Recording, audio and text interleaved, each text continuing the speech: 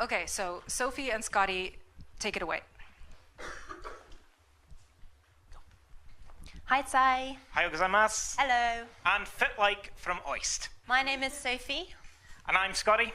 And we're both science communicators from the Okinawa Institute of Science and Technology Graduate University. In a nutshell, we write about what OIST does. We're going to take a look at some of the mistakes we see in Scicom that we are all guilty of sometimes. But we think that by knowing the pitfalls, we can learn to recognize them and improve our work. So with that in mind, here's what, in our opinion, is what not to do in Scicom. The absolute worst thing you can do, as said before, is be boring. Do not accept the standard form, presenting stories exactly as they are presented to you. That is how you end up writing a journal summary and not something the public will ever want to read. You can make even the dullest paper sound interesting if you find the story behind the science. At OIST, when we interview scientists, we try and steer them away from regurgitating their conference presentation. It's when they go off script that we find the real good stories. Number 2, don't use jargon. One of our main challenges as science communicators is to sift through the scientific jargon and tell the story in plain English. Our scientists love their technical terms. At OIST, after interviewing our researchers, we send drafts back and forth with them several times. Sometimes it can feel like a bit of a battle trying to convince them to cut the jargon. We always write our stories in everyday language, but we reassure our scientists that we will include a link to their original research paper so that readers can find more information if they really want it. Don't forget your audience. It's very easy to fall into the trap of writing an article for the people you're surrounded by. Break this habit. At OIST, we work with translators to publish articles in both English and Japanese, so we have to be careful to avoid using idioms and cultural references that no one will get. That can get quite literally lost in translation. Next, don't forget context. Science doesn't exist in a vacuum. If your story has no relevance to everyday life, it's unlikely to capture a reader's imagination. We always ask our scientists to explain the wider implications of their research. Science is made by humans, so find a human way to frame it. Of course, don't forget the visuals. You might have written the most earth-shattering scientific presentation ever made, and no one ever read it because you didn't put in a picture. We live in a world of visual media. If you want to get attention, you need a visual element. Photographs, diagrams, or even good page design are all key ways of getting your ideas noticed and showing what can't be said in words. At OIST, when we choose a visually striking banner every time we put up an article to advertise our stories on our webpage and include photographs and illustrations throughout the story. And finally, don't worry. Science communication is an iterative process. The more you do it, the better you get. The stages go performance, feedback, revision. As long as you learn from them, don't worry about your mistakes. They're an important part of the process. Thank you. Arigato. Nifi dibiru.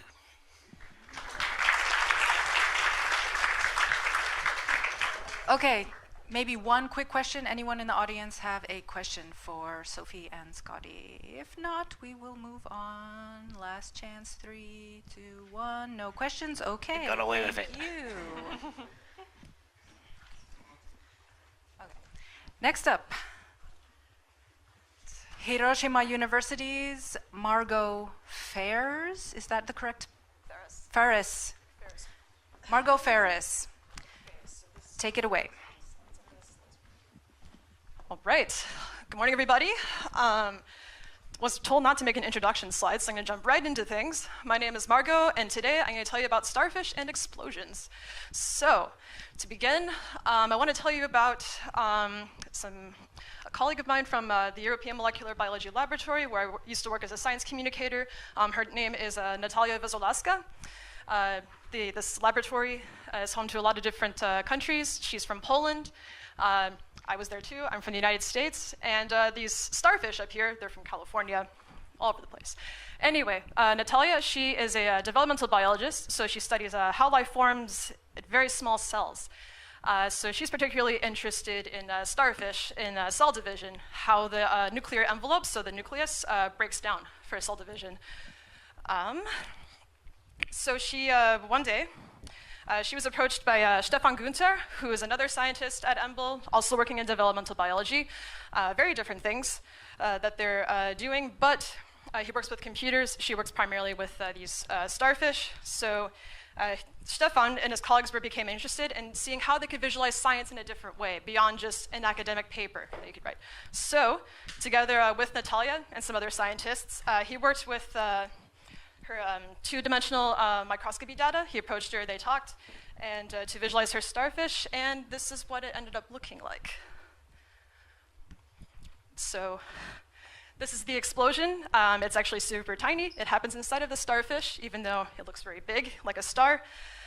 So what you're looking at is you're flying above the nucleus of a starfish. So before cell division, egg cells need to receive a hormonal signal that says, time to divide. So this is something that Natalia can do in the lab with something called, with a hormonal signal, to make actin, this stuff that's in red, to flood into the starfish egg cell, and it helps create this layer inside of the nucleus to basically cause it to shatter, and that makes it release all the chromosomes outside of the nucleus so that the cells can divide. So there's a way to, here we go. So when they made the print for it in 3D, you can see it like this. I could play that again if you'd like to see. So eventually, Natalia's specimen actually ended up on display at the Heidelberg City Library, along with a lot of other specimens here. So some other scientists. So they went from the very, very tiny into a very big lenticular print that you could actually see for yourself. So at this library, all these people attended, 50,000 people. Even if you don't understand science, you could still have an impression of what this looks like. Even if you can't read what's in this catalog, which I wrote, you can still have an impression with this science up here. So being at this, being as a science communicator here in Japan, seeing how science is communicated in different parts of the world, I invite you to think, what is the story that you're trying to tell? Whether you're a scientist, whether you're a communicator, I invite you to talk with your peers, I invite you to talk with me. I look forward to hearing from you.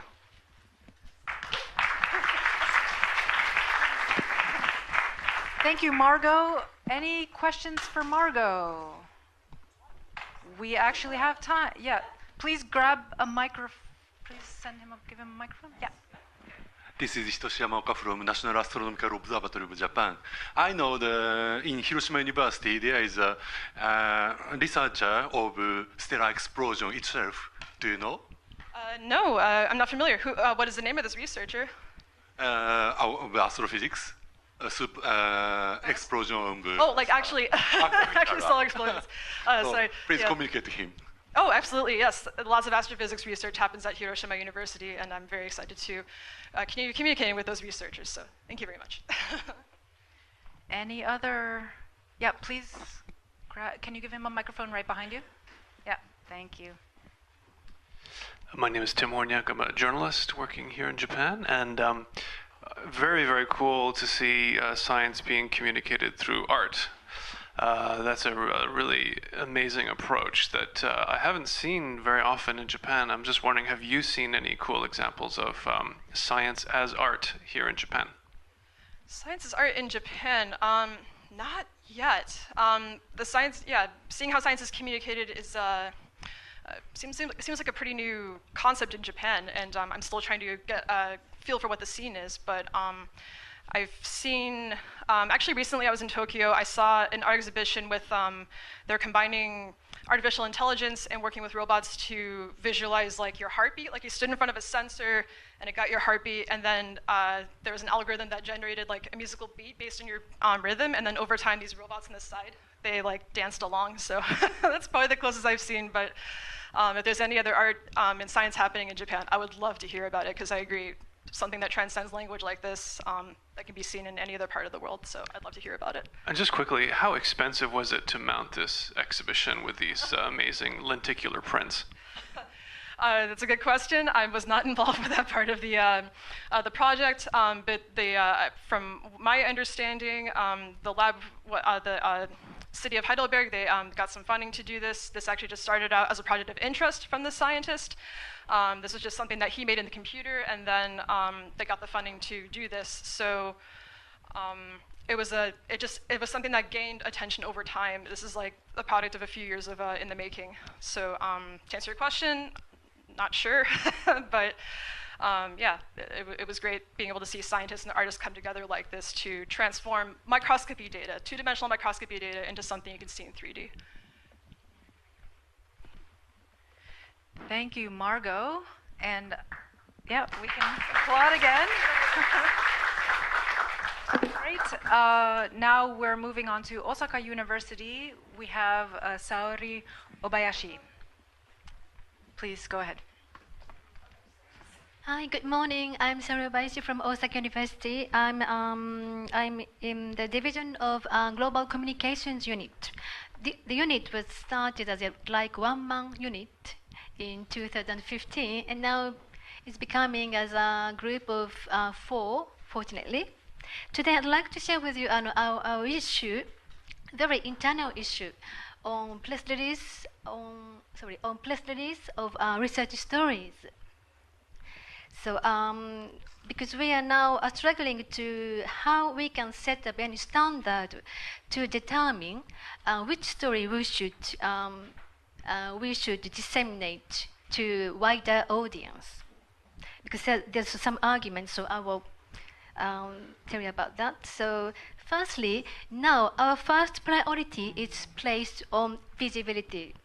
So we are now trying to enhance our visibility among science community and also media.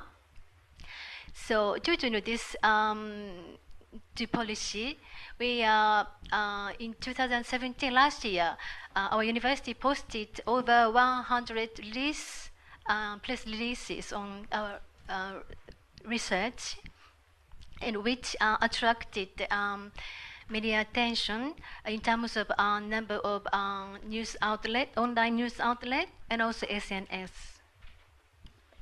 However,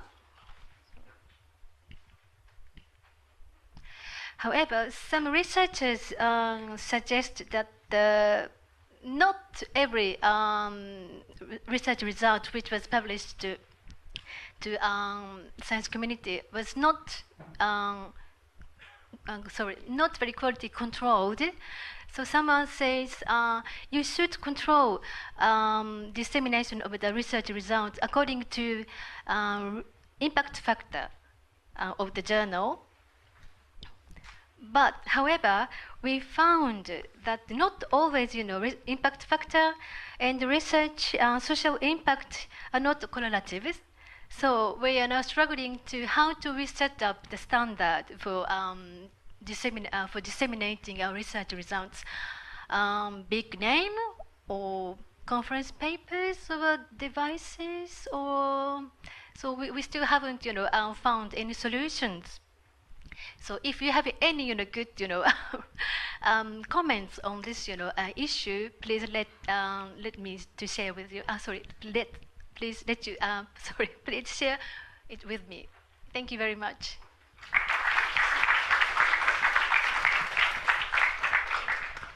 Are there any questions or comments right here, Caitlin? I'm just wondering how many people were responsible for creating those 103 releases, and were they all in English or in Japanese or bilingual? Right, in bilingual, and for writers, unfortunately, we don't have any specialist for science writing. So we work with outside agency. Anybody else? Right here. Thanks. Thank you very much. This is Sarah Naimi from RIKEN. I'm just wondering, this is a very interesting point. We cannot release everything to the public. Of course, you have some, you are trying to find what are the best thing to, or how to evaluate what we should release. But there are also some researchers are incomplete or maybe wrong. So we have to be careful what to give to the public also. So I really like this idea of being more careful about what we release in the public. Thank you. I don't know what are most criteria for that, but yes. We are discussing this issue for last 3 years. We haven't found any solution, unfortunately. One more. David, way over there. Hello, David Kornhauser from Kyoto University. Thank you, Obayashi, for bringing this up. This is a very interesting topic for everybody, I think, because we get requests from researchers to put things out, and sometimes we have to decide how we want to do it and what's most effective.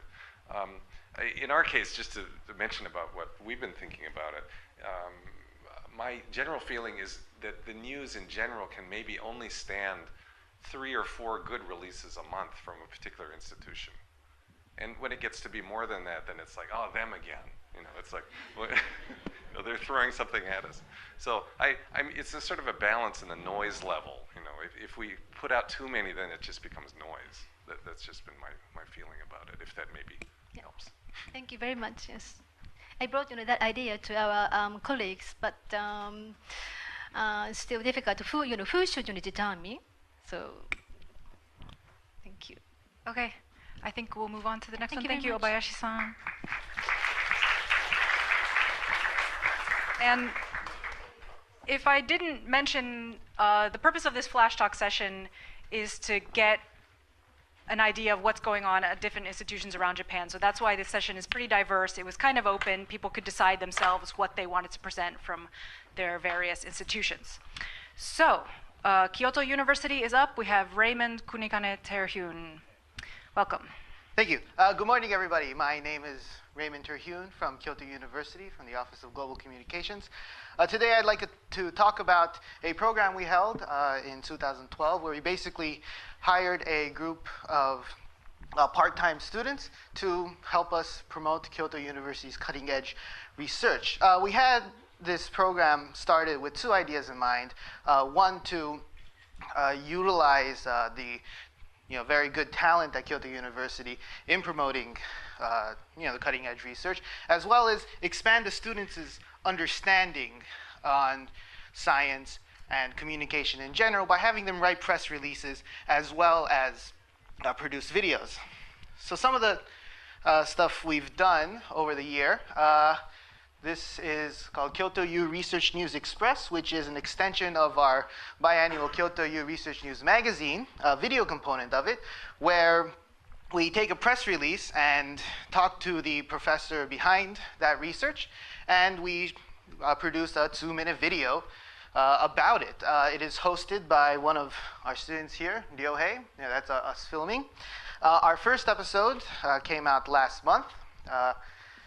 We titled it, Do Cells Recognize Sound? The press release title is Cells Rock Into Their DNA. You can take a read of it on our Facebook, Eureka Alert, or the Kyoto University website.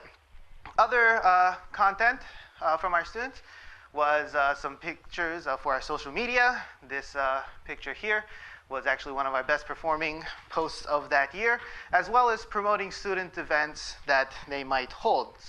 For example, this conserve session talking about conservation and inviting academics to discuss about certain of these certain movies. But one of the biggest growths and generation of talent we found was having the students write press releases, essentially. We get proof of the paper from professors, as well as some, a draft summary of some kind, and I give it to the students. The students write the press release based on the Kyoto University style, and we go through it literally line by line, go each part, what works, what doesn't. As you can see, in the first draft, it's never perfect, but we go through this extensively, just editing it, and by the end, we produce a release that's publishable, and it was quite dramatic seeing every single student's ability just grow and expand. And by the end of this program, everybody was able to, their comprehension, their writing just shot up dramatically. So in conclusion, this program was held to hopefully great benefit for the students, as well as the administrative staff that helped us out in it. If you have any questions, we've summarized it in a little booklet. So questions or discussions, I'll be happy to discuss them with you. Thank you.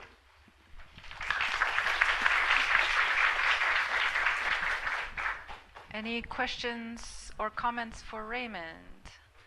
In the back there.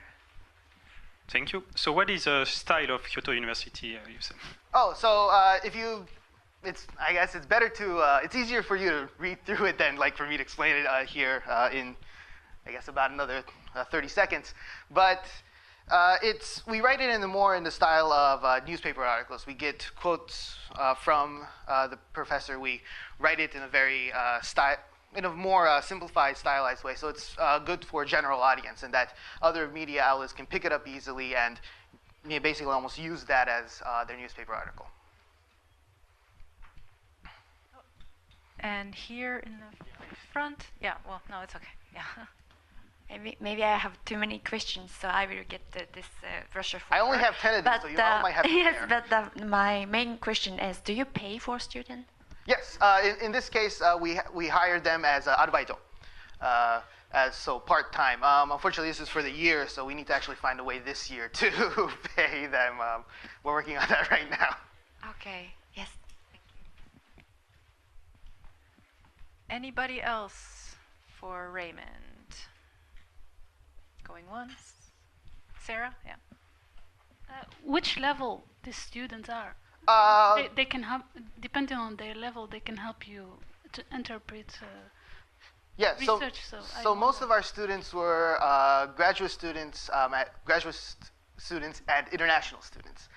So they needed a certain level of English ability to start off with. But then again, that English level would vary, of course, and the type of study that they do is dramatically different. We had students from econ as well as biology, just all over the board. But they all contributed in writing press releases on papers that might have not been completely outside of their own department.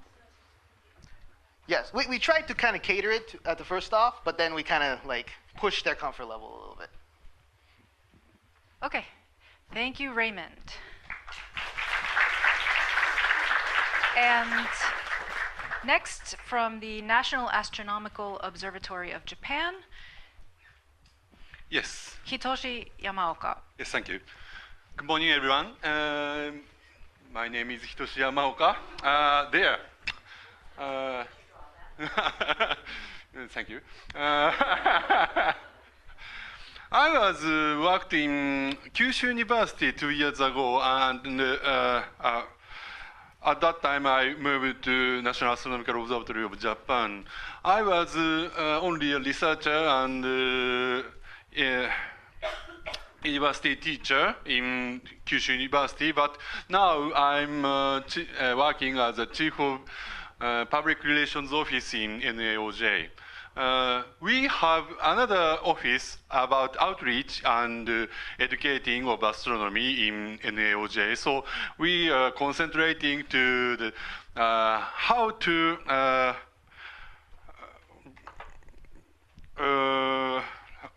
raise recognition of our institute, of course in Japan and of course in abroad.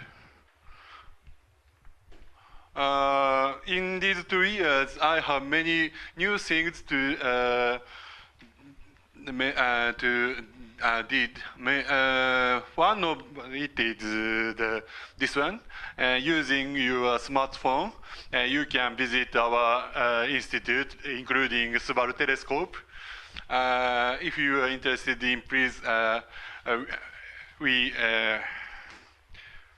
offer the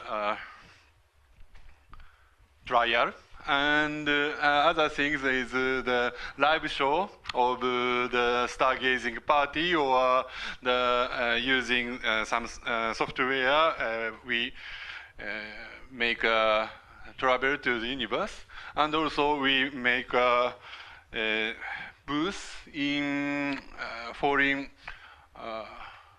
meetings. It was in the science journalist meeting in San Francisco. And the thing I think the most important is the two-way communication. In every Friday, we show the some quiz about astronomy or our institute, and in next Monday we show the answer. And other trial is citizen science using the Subaru telescope data, which is easily used by the website. If you are interested in this trial, please contact Usuda Sato-san there. Thank you very much.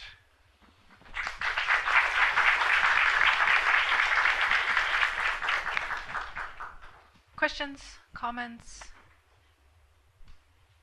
Anybody? Elizabeth. Is the under construction going out in both languages, even at beta phase? Now we released the viewer of the data, and based on that viewer, we are making some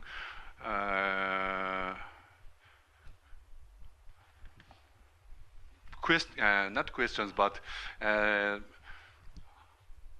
we choose many galaxies of, in the image, and citizen scientists will choose what is this galaxy is the morphologically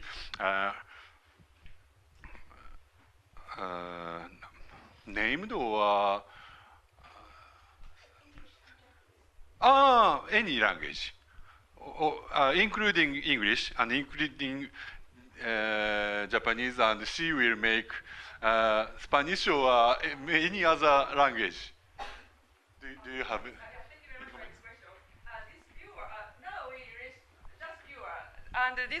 Thank you very much. My name is Kumiko Sato from NOJ. This is under development, and now just released the viewer of HSC data, both in English and Japanese. And we made a short movie. You can see it at YouTube in English and Japanese. And now we are developing some movie in Spanish and French. Will be released maybe next week, but mainly Japanese and English. Thank you very much. Yes, Mary. Don't go back. Have you done any analytics on how the reach of the various products that you have? Like how many viewers, what's the distribution globally or even internally in Japan? Yes, in Japan, we have many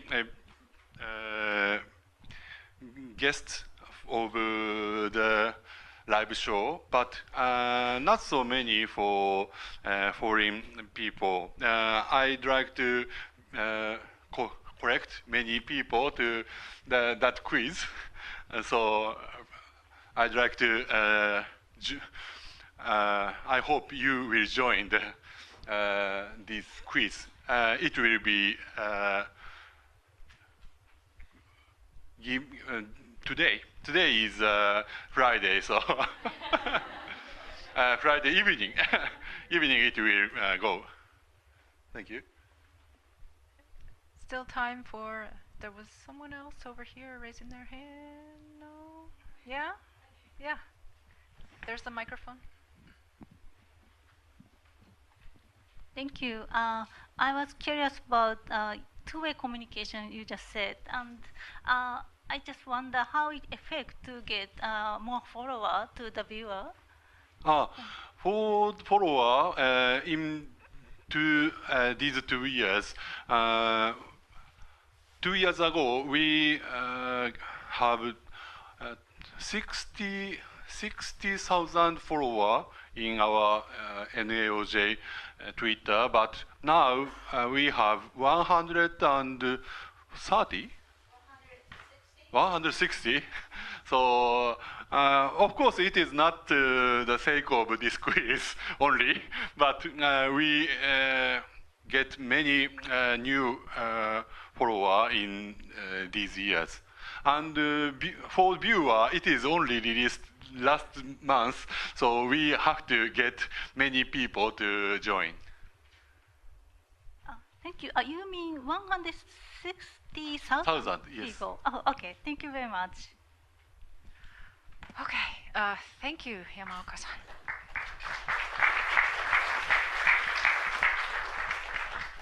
And now we've reached Tokyo area as we're going south to north, and now we have my colleague from RIKEN, Sasabe.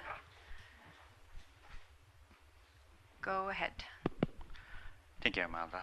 Hello, everyone. My name is Sasabe from RIKEN. Today, I'm going to talk about what we have learned from doing English press releases. So last year, RIKEN issued 175 press releases, 45 of which were done in English. To evaluate the effectiveness of English press releases, I used Altmetric to compare the media attention of Japanese and English press releases. So I put the result in here. I found that the papers with English press releases, shown in blue dots here, scored much higher, meaning that they drew more attention.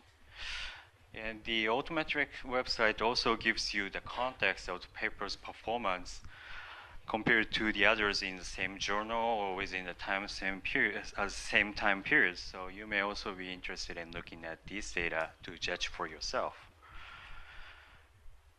So let me show you one telling example here.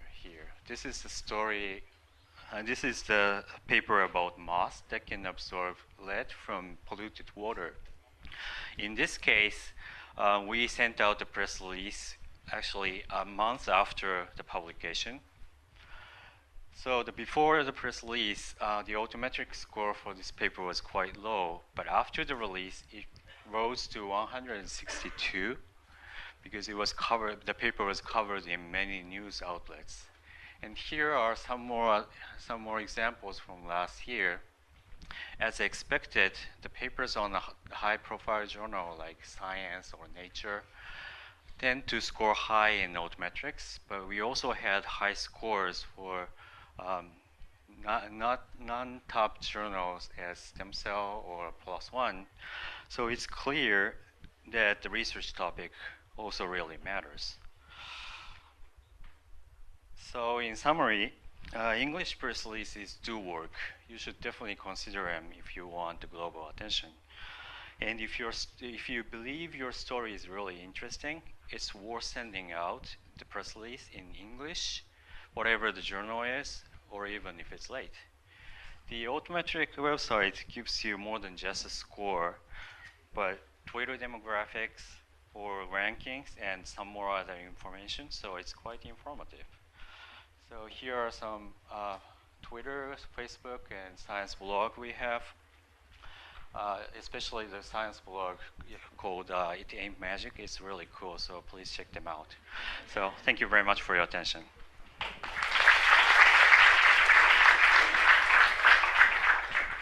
Cool. And right in, well, I'll just give you my microphone. Here you go. Okay, yeah, sorry, all the coffee. I'm Margaux Phares. I'm from Hiroshima University. I think this is fantastic that what you are doing with the press releases and looking over time how effective they are with communicating science. So I was wondering if you could tell me what your how you are press releases your primary medium for communicating science, and how do you focus on communicating science through different mediums? And also I was wondering if you could tell me about the blog, because it sounds cool. Microphone. Your microphone. Use your microphone. I didn't catch the question actually. Can you say it shortly, please? Yeah, sure. So our press release is the main way that you communicate science, and the second question is if you can just tell me about the blog, if that's another way you communicate science as well. So the press releases, English press releases are all done by us, which is the global communications team, and we focus on that topic mainly. It's a very important thing. That's what we think. Does it answer your question? Maybe not. Like I need the help from him. Oh, it's okay. Yeah. Yeah, sure. Thank you. I'm Adam Phillips. I'm also from RIKEN, and I think yes, most of our interaction or our communication is through press releases. We're making videos, and we have the blog, and you can check it out anytime, or I can tell you about it later if you want, because that's mostly what my job is, and you know, we don't really have a large staff. We only have like 4 people now, and so we don't have a whole lot we can do other than press releases, and you know, we do some events within the institute, but that's not really outside.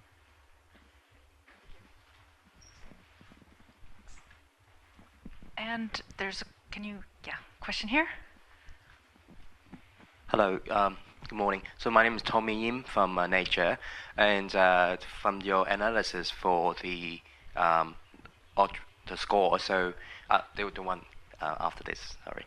So when you look at those higher score, basically, well, they are from science and nature, so they are supposed to be more attractive in terms of more people reading that. That's sort of understandable. But do you also analysis on like how many sources of when they send out we can send out the press releases as one source, but I guess, well, as nature, usually we do our own press releases and science as well. So this is the end score as a result, but do you also track or find a way to see how many press releases by different sources sent out? It's very difficult to separate what sources we have to get this score, so I actually don't know about it, so if you have any ideas, I want to know. Do you have any other opinion? Oh, you do? Okay. No. You're right. It is difficult. We know that Science and Nature and some other journals do their own press releases, and the number of news articles, when you look at the news articles on the altmetrics, you can usually tell which press release they came from. But we haven't really gone through and done all of that. But I think it could be possible as a next step.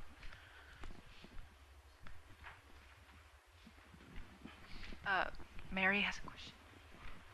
Just as a quick follow-on, I had the same question, and it was in part because most of the departments for outreach are small, and we need to decide where we're going to put our resources. And so the question would be, you know, do you get added value by generating a press release for a paper that's in a source that already does a lot of the work for you?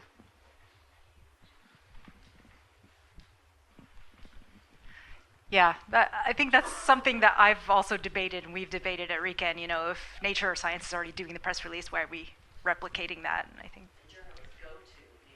exactly. So it's an ongoing process of refinement, I think.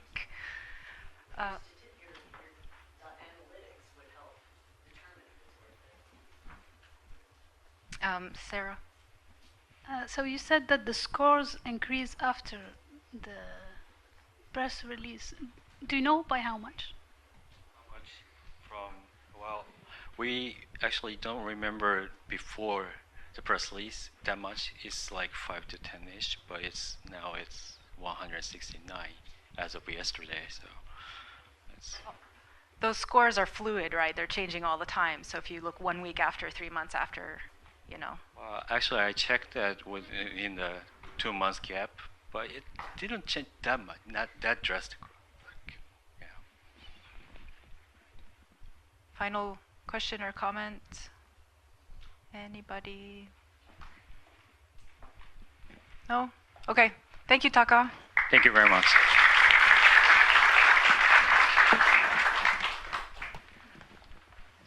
And now we have University of Tokyo Kavli IPMU's Motoko Kakubayashi. Hello, Okay, excellent. So we'll jump right into it. So I've been working in science communication in Japan for the past 8 years. I have worked on and I have read hundreds of press releases. And during that time, I've noticed a pattern. The Japanese press releases always tend to be very long. They're full of very long, complicated words. And whereas the English press releases are very short, they're full of very short words and usually with a lot of pictures. Why?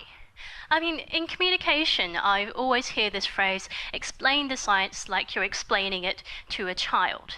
But child is a very broad term. There are rich children, there are poor children, there are children with access to education, there are children who have to work to support their family rather than get an education. Maybe children in Japan have a different understanding of science than children overseas do. And I didn't read this in a paper, so it's not particularly scientific, but I know from my personal experience that when I was growing up in New Zealand, the Japan embassy would send my family these Japanese school textbooks. And I would take these to school, and my whole class would look at something like this, and we'd go, whoa, that looks so cool. But really, do any of us actually understand it? No one understands it. And why? Because my teacher, Mr. Senior, he was giving us tests like this, very basic mathematics. And this isn't exactly to say that the New Zealand government doesn't want their children educated. It's just that when I was growing up, they wanted kids to be kids. When we were older, then they could start feeding me things about physics and chemistry and biology. But again, I only learnt that because I was interested in science. A lot of my friends who are enjoying careers in business, in law, in journalism, or are bringing up kids, they might not have had the same kind of science education as me. In fact, the last thing that they might remember about science and mathematics at school is something like very basic mathematics. And so when and I know they're interested in science because when they talk to me, they still give me the same reaction. Whoa, Motoko, your job title is so cool. Does anyone understand what I do? No! So, if I'm going to make them understand what I do or what the researchers do at my institute, I have to make sure I do it in a language that they understand. And they're not going to understand a bunch of jargon, not because they're stupid, but it's just because they've never come across it. They don't understand it. And so what my point is that no matter who you're going to write to, you have to really understand your audience. You have to understand what kind of things your audience already knows, what they don't know. And if you can do that, then you can make something very good. Thank you.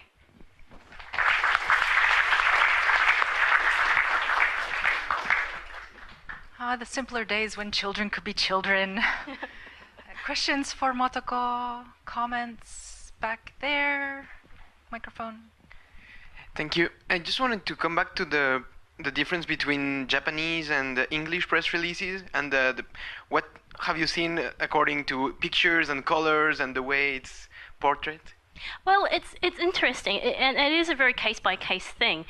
In general, I have found that the English press releases have more pictures because the audience is interested in visual. They're looking at smartphones, they're looking at TV, and they're more attracted to things with bright colors. The interesting thing, though, I have found is that once or twice in my institute, we tried doing the other way. So I made a very simple English press release, lots of pictures, very short words, and we thought it would be a great success if we translated that back into Japanese. And that's what we did. And what we found was that I got 1 or 2 complaints from people saying, thank you very much for this press release. It's a great introduction. But I was more interested in getting more details. So could you send me more text? And so I think it always comes back to understanding your audience. Maybe the Japanese people that we were writing for, they actually prefer getting the nitty-gritty details of the science. So I really, really think it's always about thinking about your audience. Who are you writing for? What do they want? Adam has a question. The microphone is coming from behind you. There you go. Well, I think one of the things that, I mean, because we have the same sort of problem, well, not problem at RIKEN, but we, the number of the Japanese press releases are very long, and they have, they're basically like the paper. But it's on purpose, right? Because nobody in the Japanese media is going to be able to read the paper because it's in English. So in order for them to understand any, an American journalist or an English-speaking journalist can go pick up the paper after they've read the press release, but the Japanese cannot. So I think that's one of the reasons why they're so long, but I really don't know who they're really written for. At our institute, the Japanese press releases are basically written by the researchers, not by any communication people. The English ones, we write them ourselves. So, there is that sort of, they're just writing their paper like in short form, but everyone seems to be cool with it in Japan, so why do it differently, I guess? I don't know. Comment from Mary? So I have a question.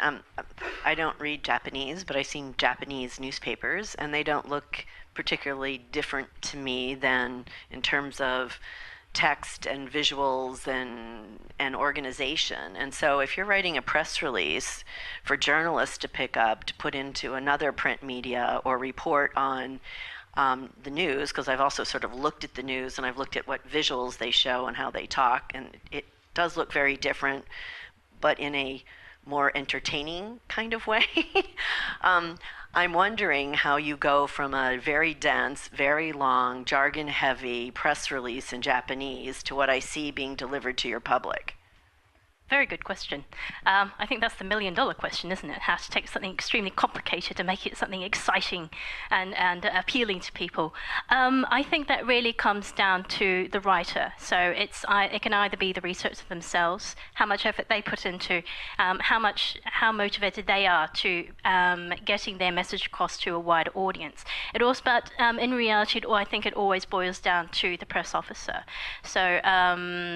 What we try to do at my institute is, I think they hired me because I have a journalism background. So I spent most of my days trying to condense news into short, compact packages. But that isn't to say that no one can do my job. I got to my level of writing because I did training, and everyone can learn. And there are always these media training courses for press officers and for researchers, and I think it is important to keep learning how to explain science. So that wasn't my question. My question is, I heard from two of you that you should just have these dense, long, jargon-heavy Japanese press releases. And if you're the people that are issuing it, are you relying on journalists to translate these dense, long, jargon-heavy press releases into something that is actually being delivered to the public in Japan, which is not dense, jargon-heavy, and long?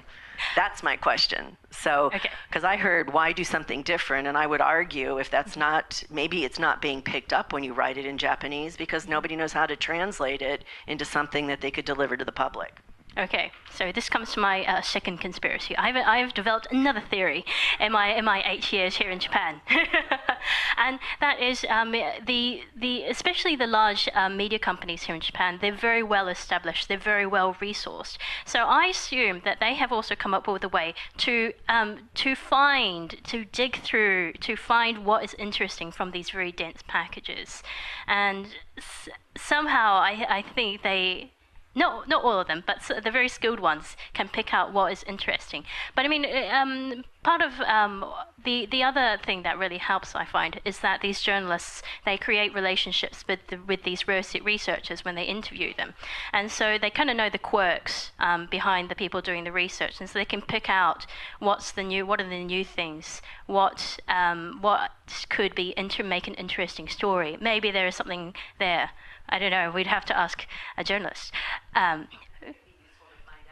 It would be. Because there's two. I don't mean to dominate this, but this is important, I think, for the group. And that is, do we deliver something that's easier so you don't rely on someone to be able to dig through, or are we? It's more passive for us to put out something that requires a skilled scientist basically to figure out what's useful. So, anyway.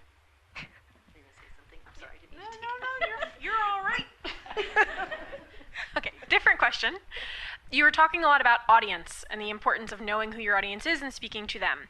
As a press officer working in a university, I often feel like I have to write the same article for two different audiences, one being the researcher and making sure they're satisfied, and also the journalist who's eventually going to hopefully pick up my press release. So what is your experience battling your first audience, the researcher, for the benefit of your second audience, the journalist? So that's a very interesting question, and let me see. I have to do that on a daily basis, and I think the important thing is not to battle. We say communication is a two-way communication. I think in your sense, it's a three-way communication. You have to make something together. If you push your idea too much to one side, you're going to offend the third person. If you do it the other way, you're going to offend the journalist. So it's finding this very delicate balance. And the end product might not be the thing that you think is the best, but collectively, all three of you will think it's something that all three of you are satisfied with. And I think building that trust with the scientists through that process is far more valuable rather than pushing the idea, this is how we write press releases, this is how you must explain your research. Okay. I know we have many questions, but we're almost to the last talk, and we can continue these discussions with Motoko during the coffee break. So let's move on. Or my workshop in the afternoon. Okay. Thank you, Motoko.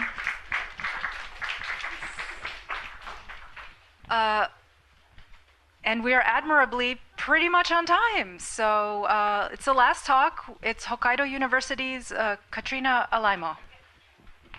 Okay, hello everybody, and happy almost coffee time. Just bear with me for a couple minutes. Today I want to talk, my name is Katrina Alaimo, and I am with the International Public Relations team at Hokkaido University, all in the north of Japan. And today I want to talk about one of our methods of communicating science, and that is, as you can see here from this very white slide at the moment, Spotlight on Research. Now, what is Spotlight on Research? Ba-boom. It's basically an academic blog. And the purpose of this academic blog is to familiarize the general public, but also people affiliated with the university, people wanting to get affiliated with the university, so prospective students, for example, about the variety of research happening on campus. Now, I'm in charge of writing these articles, so let me just walk you through real quickly how I do it. I try to find an academic who we haven't covered in the past. So basically an academic who's doing research that we haven't had a recent press release on, or we haven't done a Spotlight on Research article about. Hopefully they contact me back. We schedule an interview that's about an hour and a half long. During the interview, I bring like a nice camera just in case they can't send me pretty pictures afterwards when I'm writing the article. I write up the article, try to formulate a hopefully interesting story, and then I send it to the academic. Now I go ahead and email the academics back and forth until we come to a version we're both happy with, and then I post it on the university's front page, on our social media, and also in our quarterly e-newsletter. Now I want to distinguish this academic blog from something that institutions worldwide pretty much all do, and that is the press release. This is a huge generalization of what press releases are.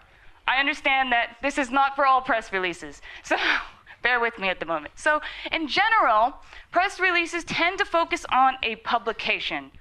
That means a single point of research, I suppose I can say, versus Spotlight on Research is based on an interview with the researcher and what they do. So it's not based on a single publication. Probably it's because of how I conduct these interviews. The Spotlight on Research articles end up quite casual, and I very much try to avoid jargon. And what I've actually found is that our Spotlight on Research articles actually get more views on our website and higher impressions and engagements on social media compared to our press releases. So, for all the institutions, universities out there, I just want to emphasize the importance of having this kind of Spotlight on Research academic blog type of output in addition to doing press releases. Right. I think I'm just out of time. Thank you very much.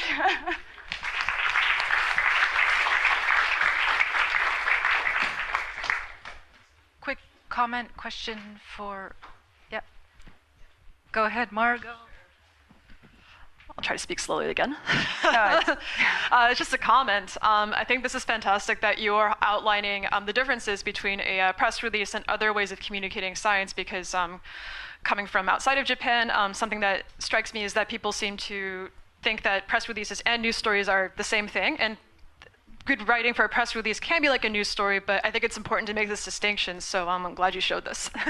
Thank you very much. Yeah.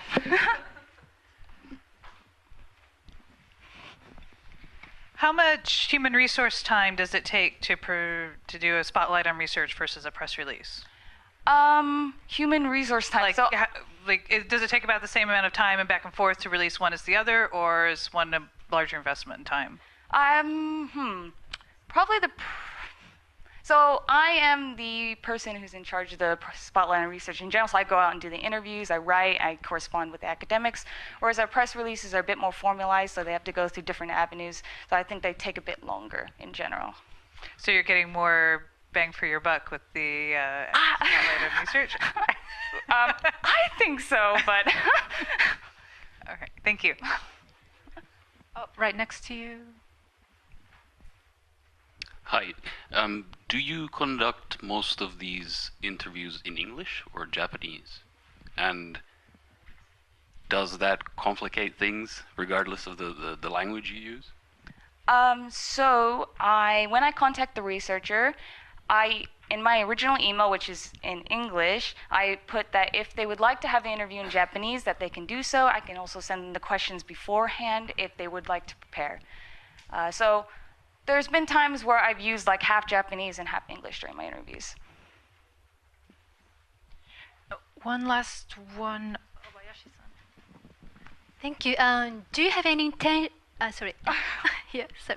you have any intention to pick up your researches in humanities and social sciences for spotlight on research? Yes, so I try to rotate, so one science, and then the next time I do something in the humanities, and then a science, and then humanities, so it's not just a science blog. Okay. We are like exactly on time, so I want to thank everyone for keeping their questions nice and brief, and for all the speakers for sticking to the slide limit and the time limit. This went great. I hope you found it useful. You can talk to them during the coffee break, which starts now, and we'll be back in here with a keynote talk at 11:20. So the coffee break is right outside here in the lobby.